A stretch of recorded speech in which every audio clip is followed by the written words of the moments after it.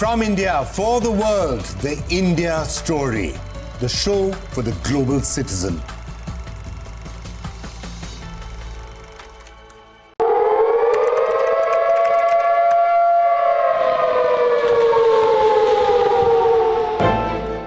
You don't know how to fix the holes in our ozone layer. You don't know how to bring the salmon back up a dead stream. You don't know how to bring back an animal now extinct. And you can't bring back the forest that once grew where there is now a desert. You have ignored us in the past and you will ignore us again. We have run out of excuses and we are running out of time. Show us your faithfulness. Show us your trustworthiness. Show us your honesty. Prove us wrong. We desperately need you to prove us wrong. God help us all if you fail to prove us wrong. God help us.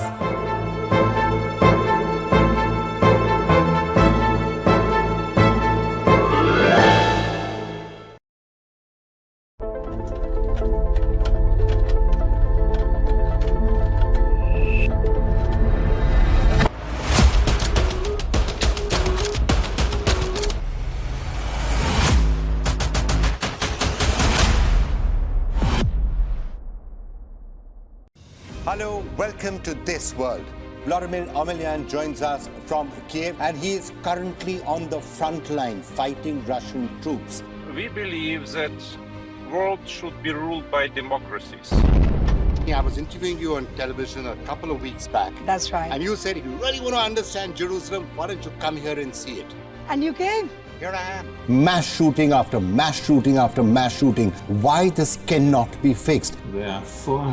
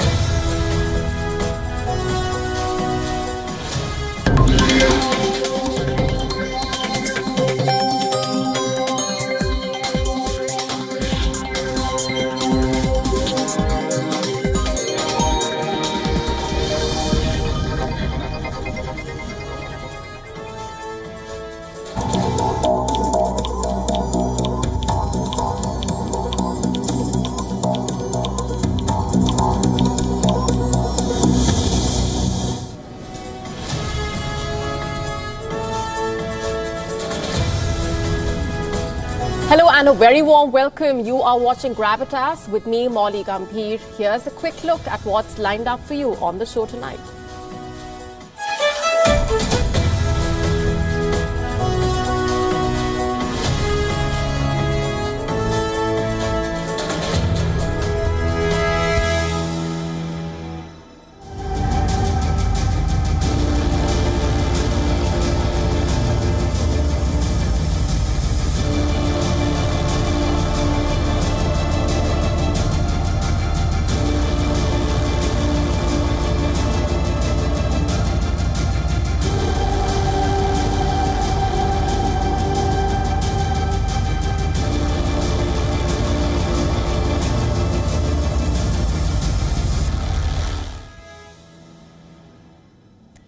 Our cover story tonight is from Pakistan.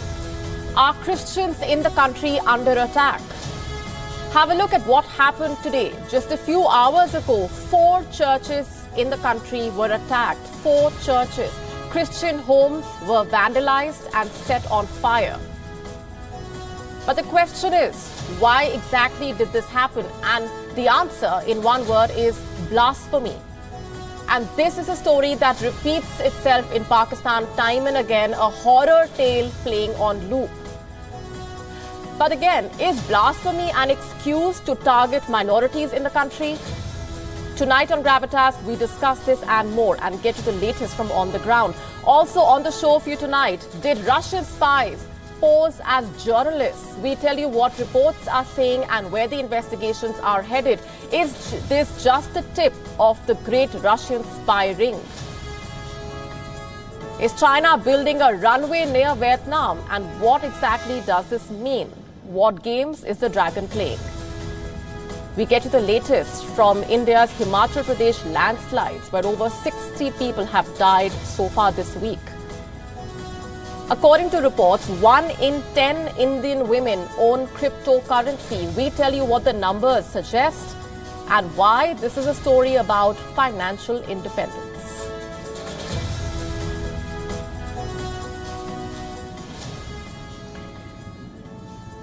On the 11th of August, Pakistan celebrated its National Day of Minorities.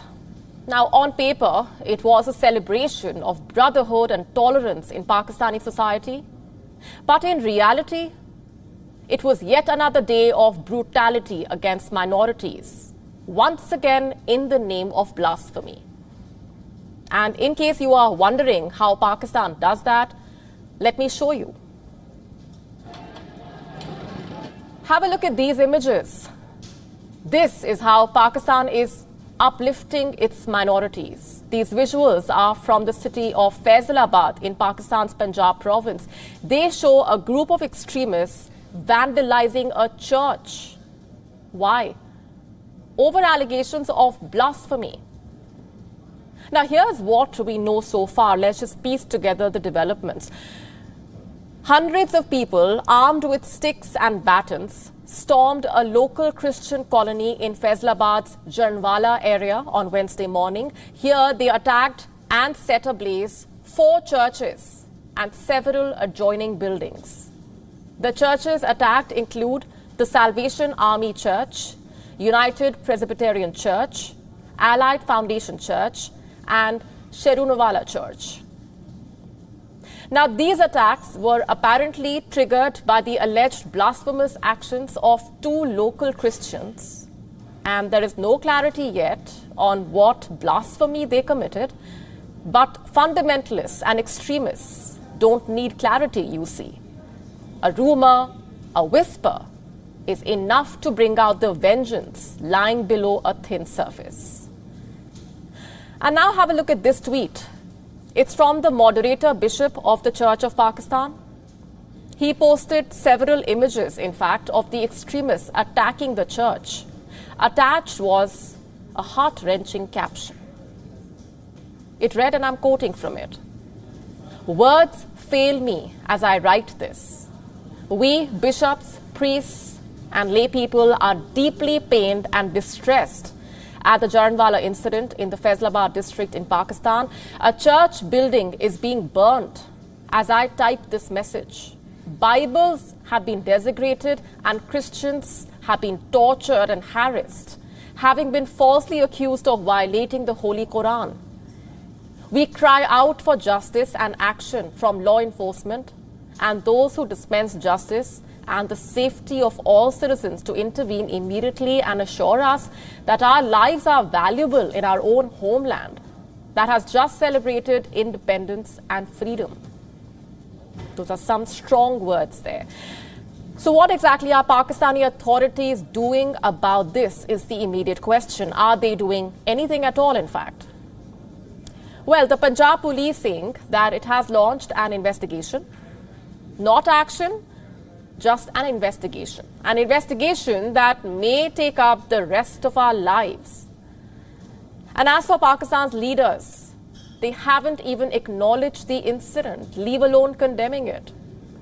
This is what Shehbaz Sharif posted today, a tweet condemning the desecration of the Holy Quran in Sweden. What about the desecration of places of worship back home? What about the attack on these 4 churches that unfolded today? We scrolled through his handle. He hadn't even posted one comment on the incident. Why would he? Such attacks, after all, have become a regular affair in Pakistan. Just 3 months back in April, a church in Pakistan's Khokar town came under attack. It was pelted with stones and bricks by a mob of around 40 armed men. In February this year, 2 Christian farmers were killed in Pakistan. One of them was beaten to death by his Muslim landowner.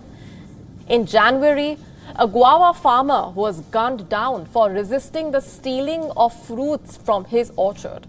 He too was a Christian, by the way. He was killed by 3 Muslim youths, and reports say the accused are still walking free. You think that is unforgivable? Then have a look at this report. In the month of April, a 15-year-old Christian girl was kidnapped. She was abducted by a 60-year-old Muslim who later forcibly married her and converted her to Islam. The girl's family says they went to the police, but the cops refused to accept her complaint. And it does not end there. Just last year, a Christian priest was shot dead in Peshawar. What was his crime, you ask? No one knows. The Peshawar police, in fact, has linked the attack to terrorist elements. Even schools run by Christians are under attack. Last year, a school in Pakistan's Sheikhupura city was ransacked by a group of goons, and reports say at least 14 armed men raided the school, tortured the staff, and damaged their vehicles. Why is that? Because this school was providing free education to Christian students. And these were just a few instances, by the way. There are many more. The list is long. There are many more stories of horror, many more accounts of atrocities. But you get the point here. The life of Pakistan's Christians has become a living hell. And these numbers tell you the story. In 1998, Christians made up 1.59% of Pakistan's population. In the year 2021, this figure had dropped to just 1.27%. If I speak of literacy, only 35% of Christians in Pakistan are literate, according to an Islamabad-based NGO. And as per media reports, over 80% of Christian family units of 6 to 8 people live in 2-room houses. And let's not even talk about the kind of jobs that they do. To this day, every cantonment city in Pakistan has an area known as Lal Kurti. This is where Christians reside and do odd jobs at the households of the generals. Jobs like laborers, cleaners, farmhands. One report says that 80% of sanitary positions in Pakistan are held by Christians. Have a look at this report. It's from December 2021. Let me quote what this Pakistani newspaper said about Christian workers. The Christian cleaners have kept the sewer system moving in Karachi's enormous port metropolis by unclogging decaying drain pipes of feces and dangerous hospital waste. I could go on with examples of the kind of treatment Christians in Pakistan are subjected to, but the thing here is there is frankly very little that the world can do about it. Time and again, various global bodies have urged Pakistan to treat its minorities better, to punish those who perpetuate crimes against Christians and Hindus. But you see, that is hoping for too much in today's weak, insecure, and radicalized Pakistan.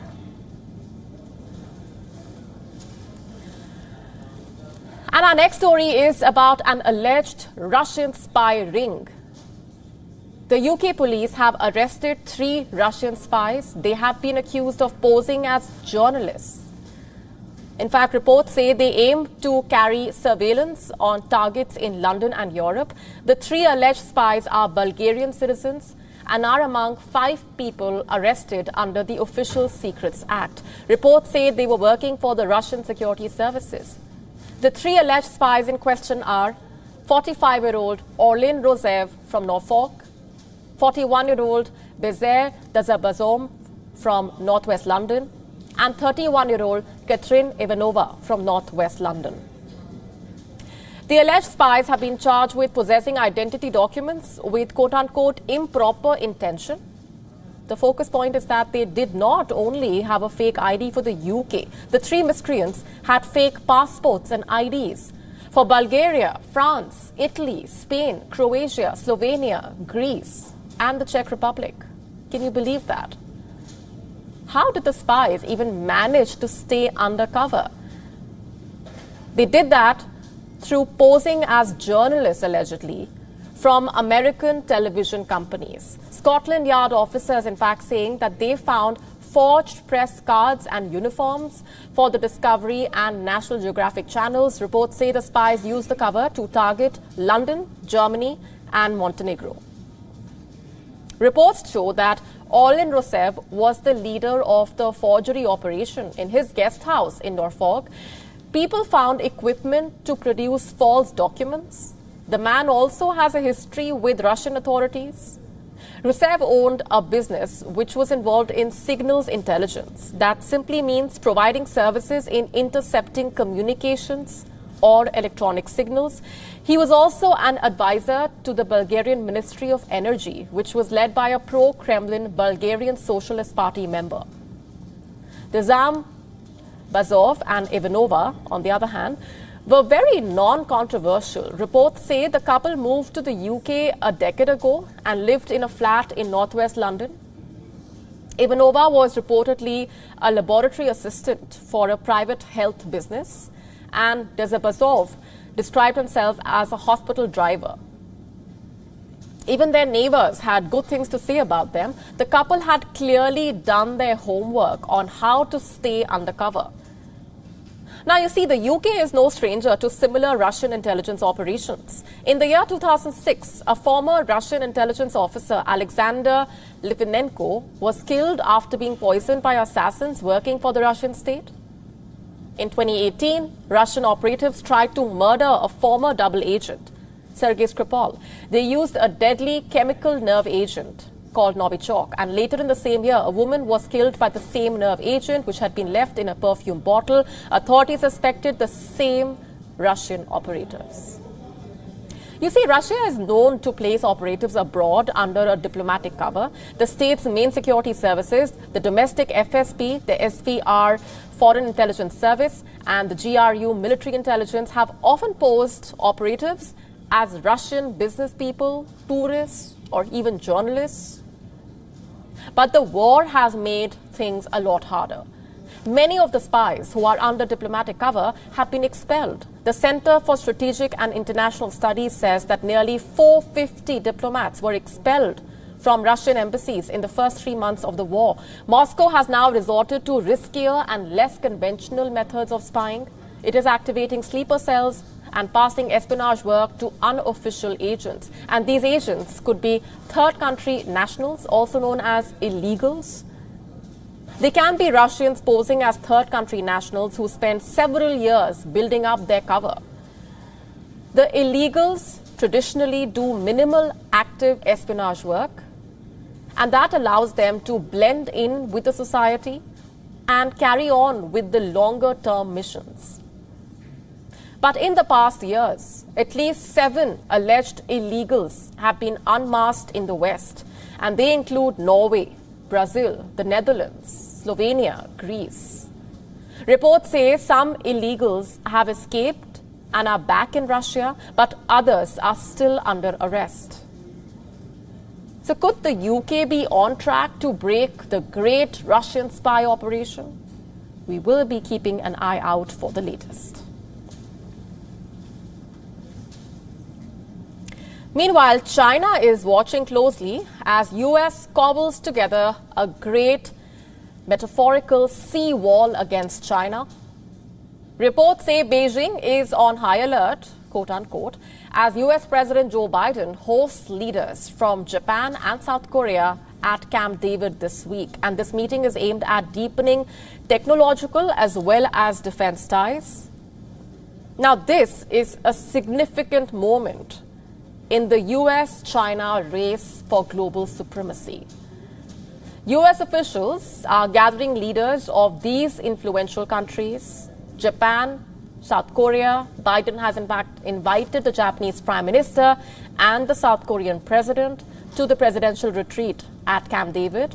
This is located in Maryland's Karaoke Mountains. This is the first annual gathering which will solidify the US, Japan, South Korea ties. While the summit will not really lead to a formation of a formal NATO-like security arrangement, it will pave the way for a three-way hotline to communicate in times of crisis. The agenda is strengthening collective defense and missile cooperation. The pressing issue of Taiwan, of course, is also likely to be discussed, considering China's grand ambition to redefine the status of the self-governed Taiwan.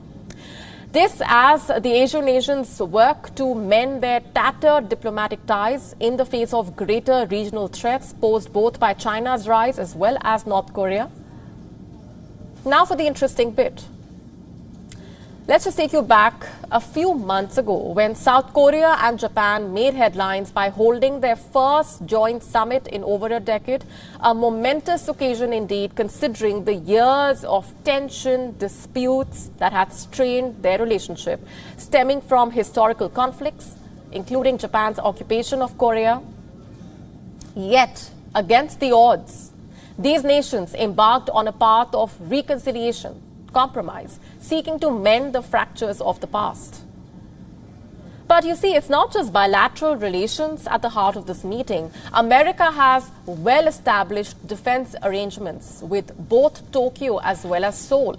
And Washington is now trying to piece together a unified front against China. It is based on the recognition that China's influence continues to grow.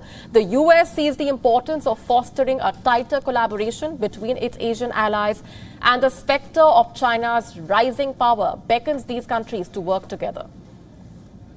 More than anything, the summit is aimed at recognizing that the security of the three countries is linked. And it is a recognition of the fact that some measure of threat to one is a threat to all, even if this falls short of the NATO's attack on one equals to attack on all policy. And if that wasn't enough, the China versus US race for dominance in the region, let's talk about a study published, China's peer-reviewed journal suggesting that advanced submarines could be detected by existing technology, a development that would threaten America's dominance of the oceans. Remember, America is believed to operate some of the most difficult to detect and sophisticated submarines. It is considered one area where the US retains unchallenged superiority over Beijing. But this new study by researchers from the Chinese Academy of Sciences Fujian Institute of Research found an ultra-sensitive magnetic detector that could pick up traces of the most advanced submarine from long distances away. And this new tech provides a new solution for detection and tracking of submarines. But why just the Pacific? China's aggressive maritime posturing is troubling countries elsewhere also. Just recently, Joe Biden announced his decision to visit Vietnam soon because the country wants to elevate its ties with America, thus becoming a major partner. When this trip will take place is not clear at the moment, but America has been working to strengthen ties with Hanoi for the past decade. And here too, the US wants to shore up alliance in order to counter China. Biden's announcement coming at a very crucial time, reports suggesting that China is building a runway on its closest island outpost to Vietnam. That's right. Beijing, according to reports, is building what appears to be a new airstrip on one of the islands it controls in the hotly contested South China Sea. It's unclear what the airstrip is intended for, but construction of this kind at this location, which is the Triton Island, is significant as it is one of the closest to Vietnam. Satellite images reveal the startling pace at which the airstrip has been constructed here. Images from mid-July showing no such activity. And the pictures on your screen showing a runway strip, a helipad, an observation station. Previously, the island only had the helipad and a small harbor. The new airstrip appears to measure just over 2,000 feet lengthwise, which means it could be used for light aircraft. Of course, as is the case with China, this could drastically change soon. Nevertheless, whatever China's goal is for this island, what cannot be ignored is the location of the island and how any infrastructural development here is of great strategic significance. Triton Island is the closest one in Paracel's archipelago to Vietnam. Paracel Islands are a group of around 30 islands and have been the scene of major Chinese military activity in recent years. We've been telling you about this. The disputed archipelago has served as a platform, in fact, for China's efforts to build up its capabilities and the overarching presence in the South China Sea. And today, this strategic maritime domain is dotted with man-made outposts, in line with China's unfounded claim over almost the entire body of water, something that the international community disputes. Paracel's, effectively controlled by China, is also claimed by Vietnam and Taiwan. Therefore, the setting up of a new airstrip here, especially so close to Vietnam, at a time when Hanoi wants more ties and deeper ties with Washington, is straight out of the PLA's playbook. With Triton Island being so close to Vietnam, there may be a reaction from Hanoi. Their territorial disputes in South China Sea are serious. Beijing and Hanoi have come to blows almost in the past. Recently, there have been several incidents where Chinese vessels have rammed into Vietnamese fishing boats. In light of these incidents, maybe Hanoi realizes it's time to escape China's orbit, put its fear of a Chinese retaliation aside, and join the American-led alliance, perhaps. We will have to wait and see how these developments unfold. Let's now shift our focus to India. The country is witnessing polar opposite weather conditions. The North Indian state of Himachal Pradesh is facing landslides as a result of heavy rainfall, but in several parts, the monsoon has now gone to below normal. At least 55 people have lost their lives in the state of Himachal Pradesh. Schools remain closed due to the rain fury. On the other hand, states like Bihar and Jharkhand are worst hit by the rain deficit. Why is India witnessing this phenomenon? Our next report telling you the complete story. Destroyed roads, uprooted trees, cars making their way through roads which resemble rivers. This is the situation in the Indian state of Himachal Pradesh.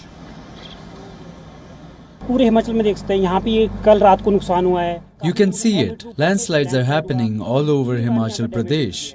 This site has been damaged last night. Landslides happened from far away, about 100 meters. 3 cars have been damaged. You can see, we have just recovered a car.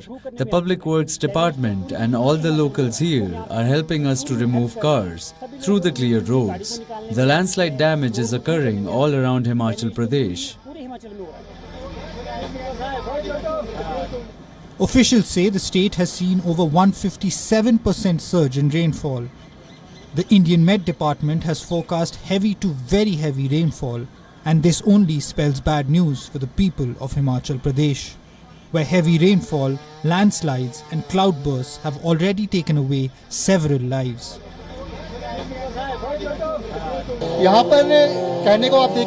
Here if you see, possibly a cloudburst occurred during which the railway track and road collapsed. Beneath this building, it is expected that 20 to 25 people are trapped. This is basically the Shiv temple, which is 150 years old. There has been a lot of damage to lives and property. We have recovered at least 4 bodies.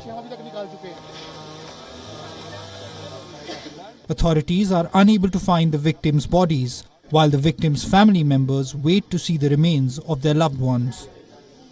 3 members of my family are missing. I request everyone to just find them anyhow and bring them back to us anyhow. Alive or dead, we will accept it. Just hand them over to us. We have been waiting for the last 3 days. Environmentalists are concerned over infrastructural changes. Although such changes promote an influx of tourists in Himalayan states, they can also make a region ecologically fragile, especially when combined with extreme weather. We should get the bodies of missing members of a family back.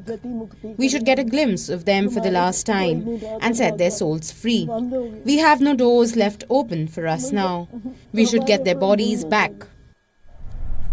Meanwhile, some parts of India are witnessing below normal monsoon. Reports say that 36% of India's districts have received deficient rainfall. States like Bihar, Jharkhand, Uttar Pradesh and Kerala have been the worst hit. Experts say the El Nino effect has now developed as a coupled system, which means that the heating of the East and Central Pacific Ocean waters is reflecting in the wind patterns. This effect enables the El Nino to impact the weather in different parts of the world. But the Indian Met Department is still hopeful, saying that the second half of August should see better rainfall. Senior IMD scientist D. Sivananda Pai has said, "It may not be very strong, but areas along the west coast and peninsular India are expected to get wet weather, along with rainfall in several states in the east and northeast as well as central India." Meanwhile, people in the state of Himachal Pradesh are praying for some relief from the rainfall. Bureau Report, WION World is One.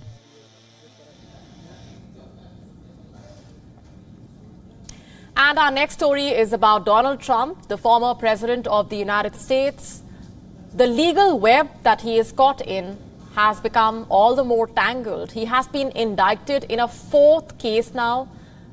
This has triggered a question on whether this is the end of the road for Donald Trump, whether he will be unable to run for office of the US president.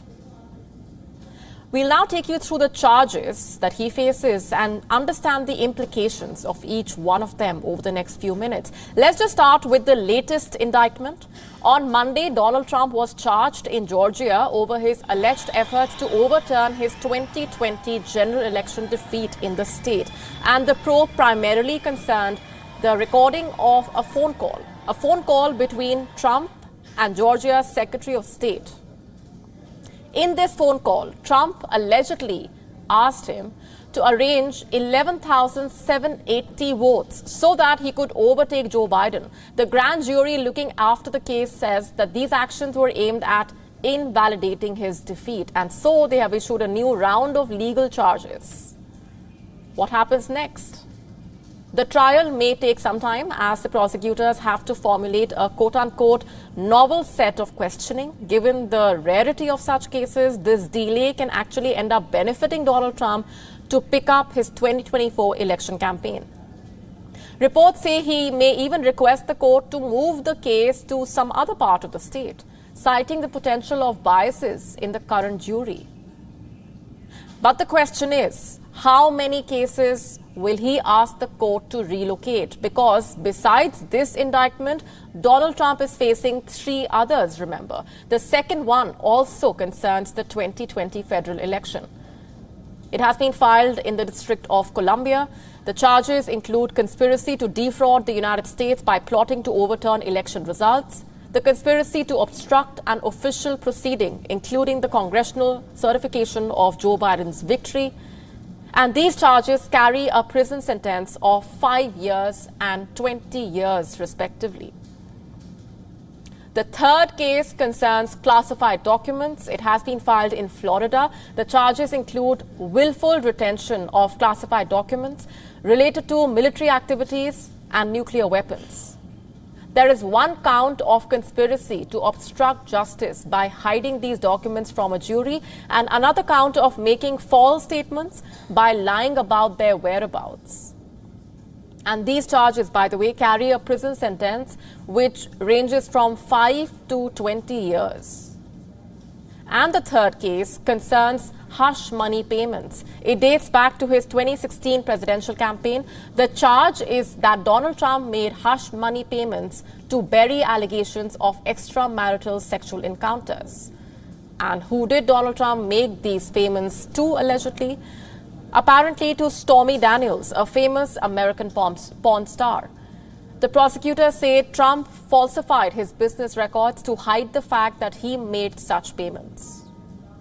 All of this leads to 2 big questions. Will these indictments derail Trump's presidential bid? And do they mean that Trump is going to jail? Well, the technical maximum sentence that Donald Trump could face if convicted of everything that he has been charged with is absurdly high. It could be hundreds of years, but in practice, such high sentences are almost never given. Yet, though we are a long way off from Donald Trump actually being behind bars. He really is in danger of getting serious time. But even if he is sentenced, any sentence he faces could be scuttled if he wins the presidency. If Trump is back in power, he would likely use executive powers to end the federal prosecutions against him and perhaps even pardon himself. But there is a still big if in all of these scenarios. When the name Ralph Lauren comes to mind, we envision the epitome of style, iconic t-shirts, exquisite coats, but beneath that elegance, it seems there are a lot of questions. Ralph Lauren finds itself under investigation in Canada. It faces the allegation that the very garments that are adored around the world are woven with threads of forced labor, specifically by the suppressed Uighur Muslims in China's Xinjiang province. Our next report telling you more.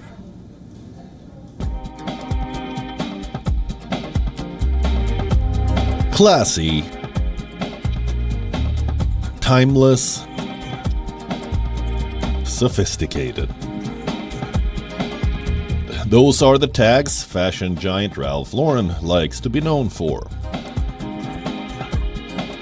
But what about the tag of being complicit in using Uighur forced labor?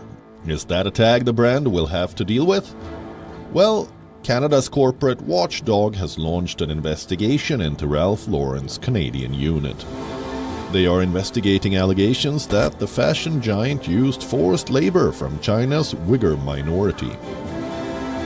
The story begins in 2022 when a coalition of around 28 civil society organizations filed a complaint against Ralph Lauren. They alleged that the Canadian unit of the brand has a supply relationship with Chinese companies that use or benefit from the use of Uighur forced labor. The Canadian Ombudsperson for Responsible Enterprise says it published an initial assessment report. Investment firm Gobimin is also facing similar allegations. The Ottawa-based Uighur rights advocacy project has welcomed the investigation, but Ralph Lauren is yet to respond to the latest development.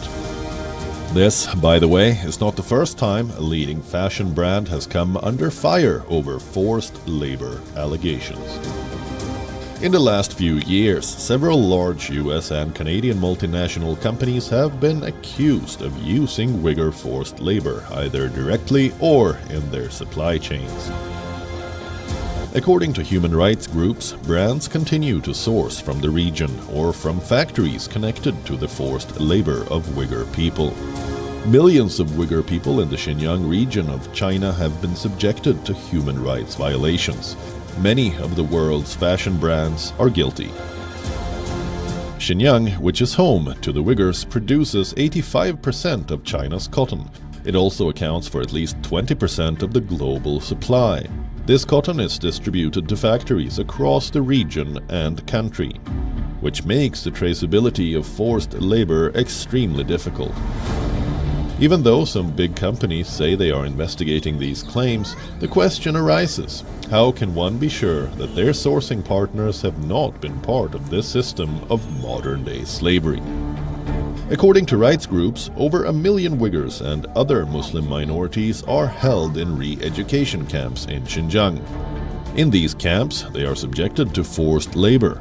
China denies the accusations and calls these camps vocational centers designed to curb extremism.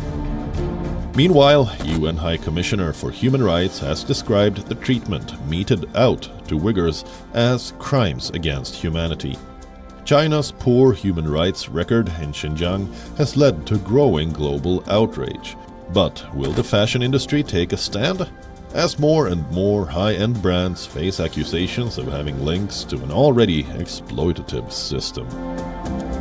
Bureau Report, WION, World is One.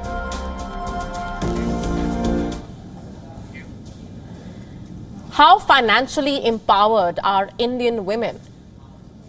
You may have seen your mothers, even elder sisters, saving cash, stashing it in unusual spots around the house. Even if they did not have a steady flow of income, they would still somehow have big bucks secretly saved up. Well, gone are those days. Now India has gone digital, you see. It is the era of UPI and cryptocurrency. And it seems Indian women are staying up to date. Have a look at this study by Foreign Exchange Education Platform. It suggests that there are 685 million women in India. The study says 63 million of them own crypto. Cryptocurrency owners make up for almost 9.2%. This means 1 in every 10 Indian women have owned cryptocurrency.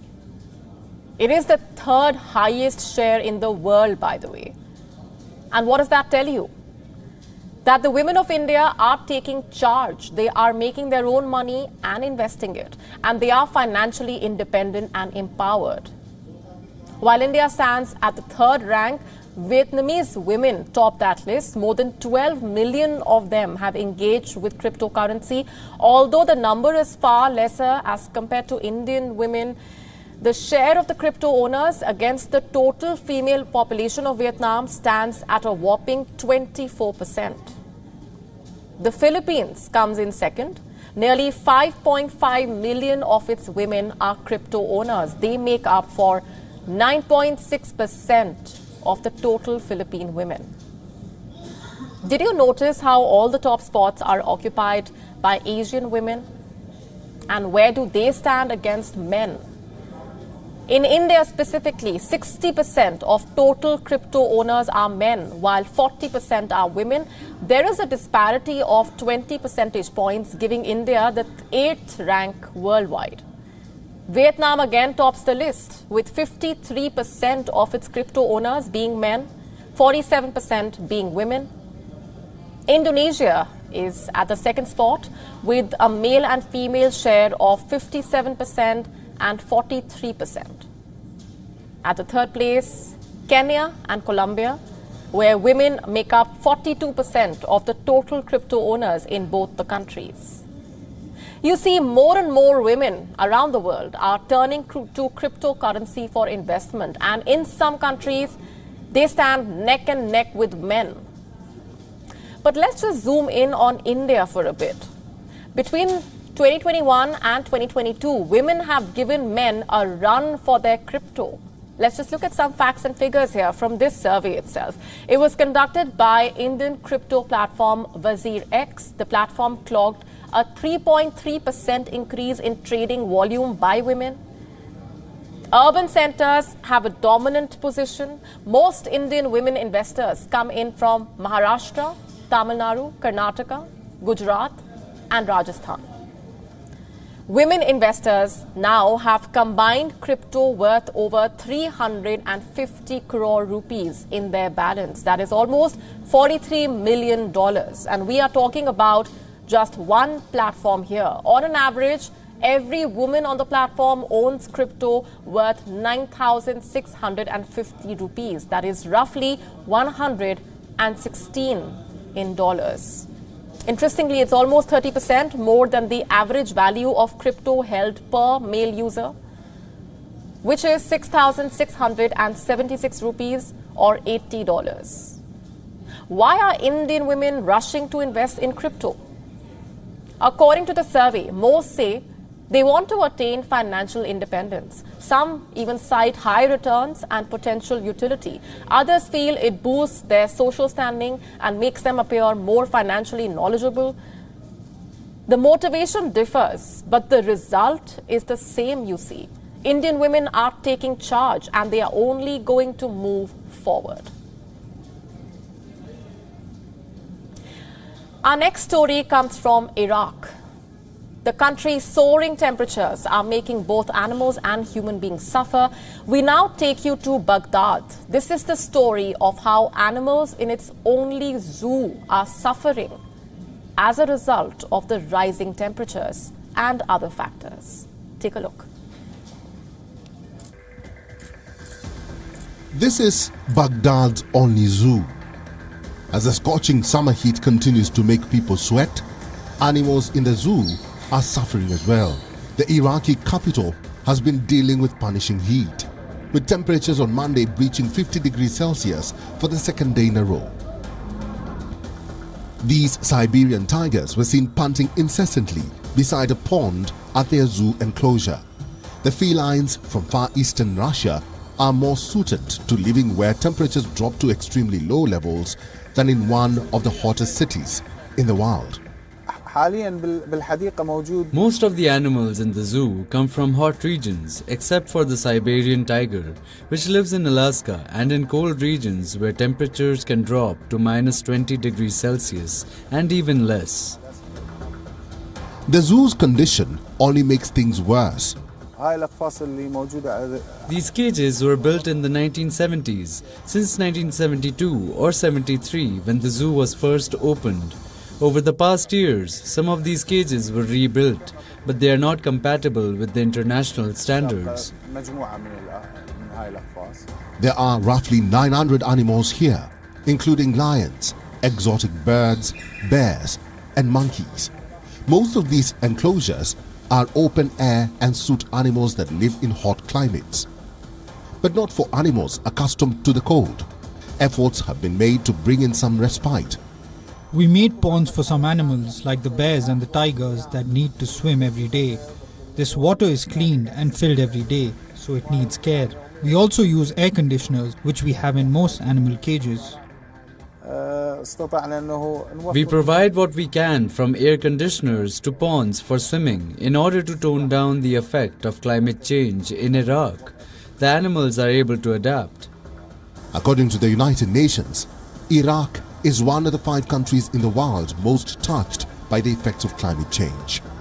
Currently, the country is facing its 4th consecutive year of drought. It is unable to provide sufficient electricity to meet domestic needs and faces power cuts that can last up to 10 hours a day. We had animals dying as 2 weeks ago the electricity shut down for 3 days in Zawara Park, and some animals and birds died. The lifespan of the animals is shorter compared to other zoos. The zoo's Siberian tigers live for 17 or 18 years, while their counterparts in other zoos have a life expectancy of 20 to 25 years. If you ask me whether the animals are able to adapt completely with what we are providing, I'd say of course not. The animals are stressed and their life expectancy will be shorter. The Siberian tiger can live in a cage for 20 to 25 years. Here, it only lives for 17 or 16 years because of the heat and climate change. Bureau Report, WION, World is One.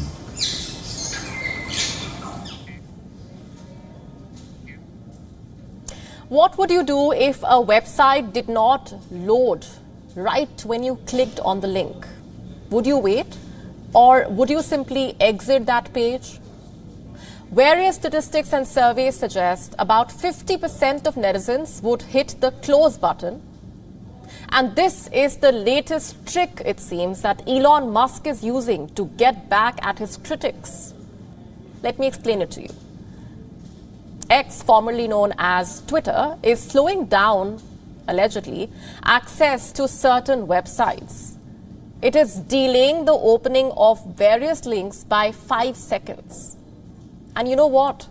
People generally abandon a website if it takes more than 3 seconds to load. Interestingly, the targeted links belong to websites that are on Elon Musk's bad side. Let me just name a few of them. New York Times, Reuters, Meta platforms, of course, like Facebook, Instagram, Threads, along with other social networks, Blue Sky and Substack. These are either publications that have critically reported on Elon Musk or X's direct competitors. And you know what this simple delay would actually end up doing? It would take away traffic and reduce ad revenue for businesses Musk personally dislikes. And this petty trick even has a name.